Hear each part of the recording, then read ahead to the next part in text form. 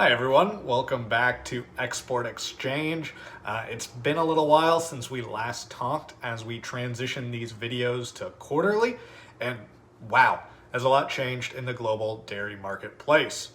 Today, Stephen and I are going to walk through what's happening in the market today and what you should be watching and looking for as we move forward beyond today.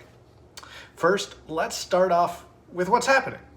How did we get here? And I'm sure many of the folks watching are curious about what's happening at the GDT, where everyone seems to be talking. We've seen a steady rise in prices over the last couple months, but the event on March 2nd caused a real spike in prices. You can see pretty clearly when that event happened on the chart here. That's that sharp increase. The auction as a whole saw a 21% jump in whole milk powder, a 14% rise in butter, and a 7% rise in AMF, with the auction as a whole gaining 15%. The index reached its highest point since 2014. The March 16 auction was less bullish, with WMP and butter falling slightly, but considering there was more volume on the auction, it's not too surprising. Overall, the market remains very tight with relatively high prices compared to where we were a year ago at this time. So, what's happening in the market? Interesting and important to know. However, it's a lot more helpful to know why prices are climbing and how sustainable it is. So, I want to point to two main reasons.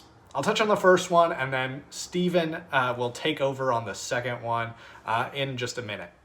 The first of the primary drivers of these rising prices in 2021 is actually the same as it was back in 2013. China. China is the single largest country importer of dairy products in the world, and demand is running strong within the country.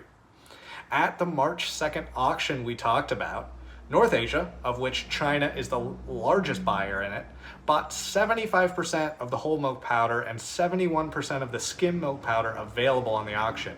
And that continued on the March 16 auction as well. Buyers needed product and there was only so much available. As a result, prices climbed sharply. We've seen that in the trade data as well. Trade going to China has kept global dairy trade running above trend in the back half of 2020. But if you look at trade to the rest of the world, it came back down to trend in late Q3 and Q4. And there's a couple reasons for this as to why China is buying so much. Number one is demand is just running very strong. We continue to hear reports that inventories remain well within the normal range for both whole and skim milk powder, while Chinese consumers are buying dairy at a stronger pace than pre-COVID-19. So demand is strong even with these greater imports. At the same time, domestic milk prices within China remain elevated compared to the historic norm, as you can see on this chart. This is creating a situation where even at these elevated prices and with consumer demand running strong, buying large import volumes still makes sense. However, strong demand, particularly out of China, is only half the story. The other part is supply, and I'll let Stephen explain more. Thanks, Will. Milk production in the EU and New Zealand has not experienced the same growth that the U.S. experienced in 2020. Overall, U.S. production rose 1.76% in 2020, while the EU was up 0.81% and New Zealand was up just 0.09%.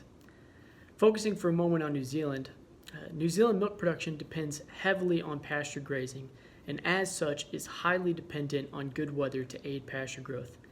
The country faced production obstacles at different times of the year with both drought and excessive rain, which negatively impacted pasture growth, resulting in essentially flat production of just 0.09% in 2020. Production through the first part of 2021 has not seen significant growth either. Looking ahead, the New Zealand production season will be wrapping up towards the end of May as cold weather sets in for the southern hemisphere. What this means is ultimately New Zealand is finding itself short of product, and as long as Chinese demand continues at this feverish rate in an uncharacteristic time period, the market will continue to be tight. In the European Union, there's a similar story as with New Zealand. where weather also had a negative impact on production in 2020. Overall, EU milk production growth for last year was also not that significant, with growth of just 0.81%. Cold weather hampered production, especially in the fourth quarter of last year, in key production countries of Germany and France. German milk production in 2020 was up just 0.05% in 2020, but down 0.75% in the fourth quarter. Similarly, French production was up 0.25% last year as a whole, but down 0.56% in the fourth quarter. And we're seeing this trend continue through the first part of 2021 as well, with lower production. However, as the weather turns warmer, production is expected to pick up and come more closely in line with last year with the spring flush. But overall, high milk production growth is not expected for the first half of this year and will more realistically be down slightly or flat. What this means moving forward is the EU will continue to experience tight market in the face of milk production that is not particularly strong. And again, like New Zealand, the EU will continue to face a tight market as long as Chinese demand continues at this strong pace. Lastly, what about the US? The US, New Zealand, and the EU together exported roughly 8.2 million metric tons of milk solids in 2020, and combined represent roughly 70 to 80% of all milk solids exports. With both New Zealand and the EU facing lackluster production, the US is the only major dairy exporter that is not currently experiencing production difficulties, and as such should be able to increase export volume, especially given the fact that the US is currently competitively priced on the world market. The major current obstacle hindering U.S. exports are supply chain constraints and difficulty moving product through ports. As these ease likely towards the second half of 2021, product flow will be easier. Looking ahead long term as well, regulations will play a stronger role in both New Zealand and EU, with environmental initiatives obstructing significant growth in the industry in both countries.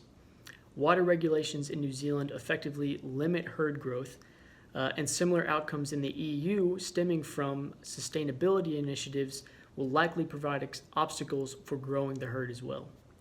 This leaves industry growth in both New Zealand and the EU largely relying on efficiency gains of the current herd with production per cow growth.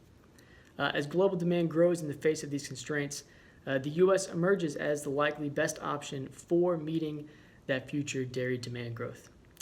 Well, that's it for this month's episode of Export Exchange. Feel free to reach out to Will or I with any comments or questions, and we look forward to talking with you next time. Thank you.